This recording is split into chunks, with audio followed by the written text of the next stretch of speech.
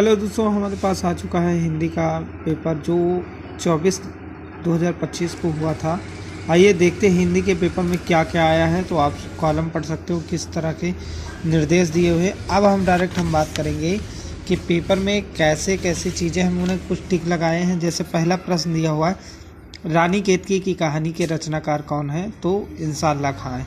अजातशत्रु नाटक के रचनाकार जयशंकर प्रसाद हैं। शुक्ल युग के आलोचना विधा के प्रमुख लेखक कौन से हैं? रामचंद्र शुक्ल हैं। फिर दिया है शुक्लोत्तर की समय अवधि क्या है? 1938 से 1947 तक है। फिर दिया है अनंत आकाश के रचनाकार जयप्रकाश भारती हैं। अब इसमें अगर देखा जाए, इसको ढूंढते हैं तो कहीं कहीं पर धर्मवीर भारती भी दिखाया है।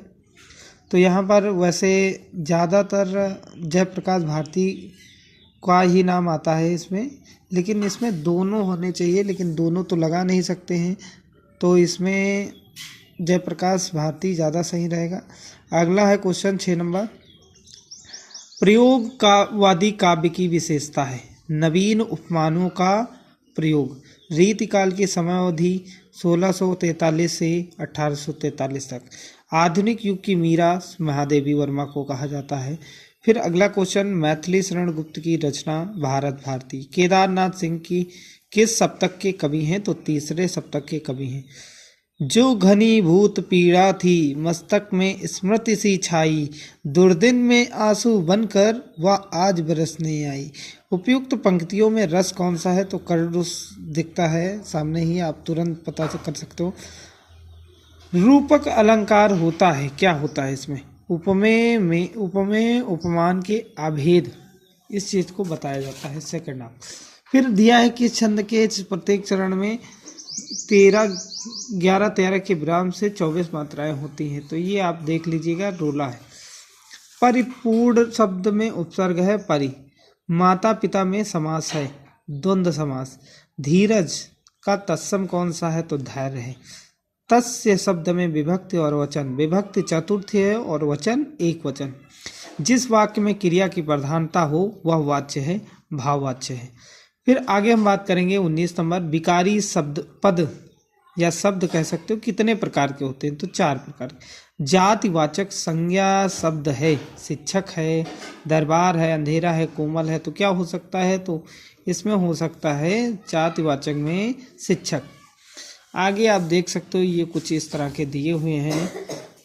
तो आप ये निम्नलिखित गद्यांश पर आधारित दिए गए प्रश्नों को। स्वस्थ होकर मुगल ने कहा माता तो फिर मैं चला जाऊं। तो ये आपको इसमें से उपयुक्त गद्यांश का संदर्भ लिखना था। ममता ने किस उपासना का पालन किया? रेखांकित अंश की व्याख्या। जितनी लाइन खींची उतनी ही उसका उत्तर देना था।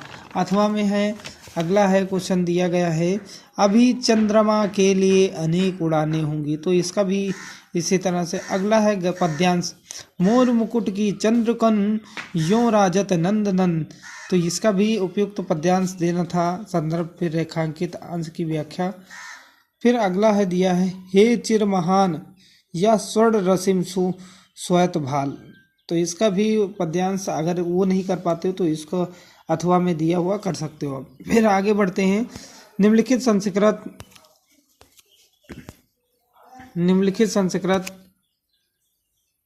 संदर्भ सहित हिंदी में अनुवाद करना। संस्कृत दिया है, इसको हिंदी में करना है।